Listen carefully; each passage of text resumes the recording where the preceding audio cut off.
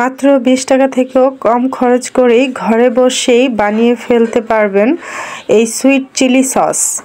এই sweet chilli সসটি বিভিন্ন রেস্টুরেন্টে চিকেন ফ্রাই, চিকেন পকোড়া জাতীয় খাবারের সাথে সার্ভ করে থাকে। এটা বিভিন্ন ধরনের KFCর সাথেও থাকে, তো খেতে খুবই মজা। তো আজকে আপনাদের সাথে শেয়ার করব কিভাবে খুব অল্প খরচে এটা ঘরে বসে বানিয়ে ফেলতে পারেন। আর বন্ধুরা, তোমাদের কাছে অনুরোধ থাকবে ভিডিওটি না টেনে সম্পূর্ণ ভিডিওটা দেখার জন্য, তাহলে বুঝতে পারবে এটা কত কম খরচে আর কত সহজেই অল্প সময় এটা ঘরেই তৈরি হয়ে যায় এই সুইট চিলি সসটি। তো আজকের এই সসের রেসিপিটি যদি ভালো লাগে অবশ্যই শেয়ার করতে ভুলবা না, আর লাইক তো অবশ্যই দিয়ে দেবা। তো কথা না বলে চলুন এবার সস বানানোর কাজে চলে যাই।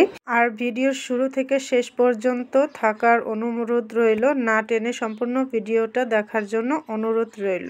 এই সুইট চিলি সসটি বানানোর জন্য প্রথমেই নিয়ে নিচ্ছি শুকনা মরিচ, এতে শুকনা মরিচই ব্যবহার করলে ভালো হয়। তারপর নিয়ে নিচ্ছি 2-3 টুকরো আদা, আর এখানে 4-5 কোয়া রসুন।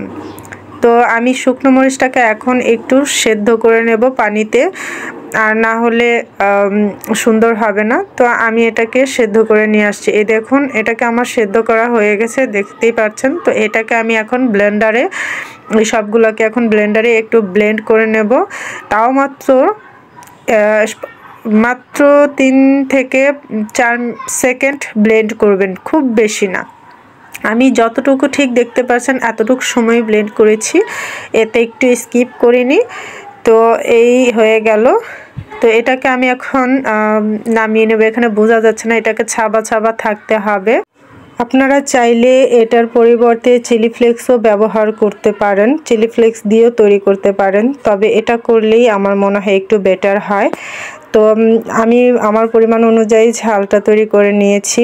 আর এখানে আমি আমার টেস্ট অনুযায়ী চিনি দিয়ে দিয়েছি 1 চামচ। এইটা দিয়ে, এই বড় চামচটা দিয়ে 1 চামচ দিয়ে নিয়েছি। তো এর মধ্যে আমি একটু লবণও দিয়ে দিয়েছি আমার স্বাদ অনুযায়ী, সেটা স্কিপ হয়ে গেছে।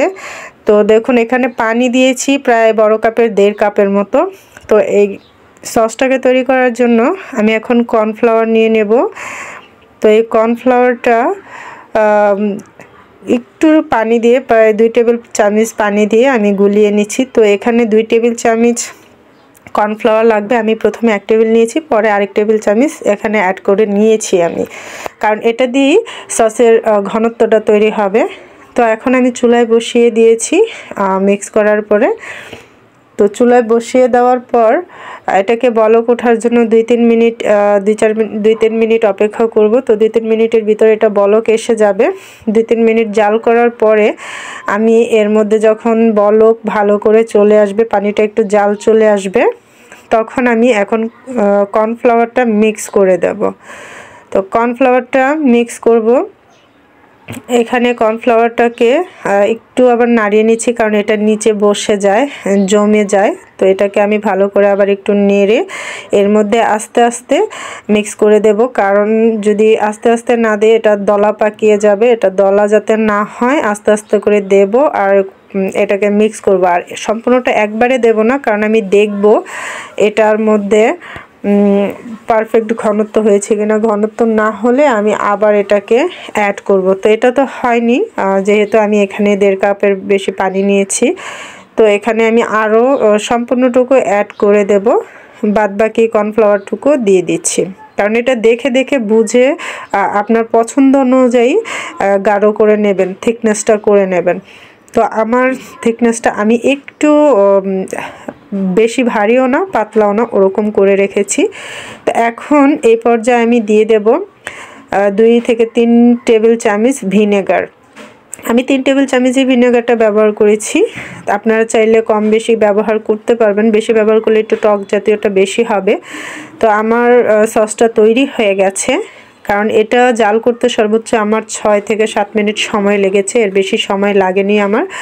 তো দেখুন, এটা এখনও গরম আছে, ঠান্ডা হলে এটা আরও সচ্ছল হয়ে যাবে, আরও সাদা টাইপের হবে, মানে এটা আর একটু সচ্ছল দেখাবে। এখন একটু ঘোলাটে দেখাচ্ছে। তো তো দেখুন কত সুন্দর আর অল্প সময় অল্প খরচে অল্প উপকরণে আপনার ঘরে কতটা সস তৈরি হয়ে গেছে। আমার তো অনেকটা হয়েছিল, আমি দেখাবো পুরোটা। তো এটা এখন গরম আছে, গরম অবস্থায় এতটুকু থিকনেস, এটা ঠান্ডা হলে আরও থিকনেসটা আরও বাড়বে।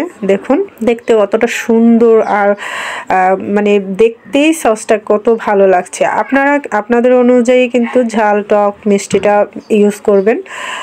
তো দেখুন এই এতটা উপকরণে এতটা সস হয়েছে। আপনারা ঘরে একবার হলো ট্রাই করে দেখবেন। এটা শীত এসেছে, বিভিন্ন পকোড়া জাতীয় অবশ্যই ঘরে তৈরি হবে, সবজির পকোড়া, মাংসের পকোড়া, মুরগির পকোড়া। তো এর সাথে আপনারা খেতে পারেন, বিভিন্ন ফ্রাই জাতীয় জিনিসের সাথে খেতে পারেন। এটা খেতে খুবই অসাধারণ। সুইট চিলি সস, এটা বাচ্চারাও খুব পছন্দ করবে, কারণ এটা টক মিষ্টি ঝাল এরকম অবস্থা। তো দেখুন আমার আজকের এই রেসিপিটা যদি আপনাদের ভালো লাগে, সসের এই রেসিপিটা, তাহলে অবশ্যই একটা লাইক করে দেবেন। একটা লাইকের কারণে আরও 2-4-10টা লোক দেখতে পারবে। অবশ্যই এই সুযোগটা করে দেবেন আর কমেন্টে জানাবেন কেমন হয়েছে।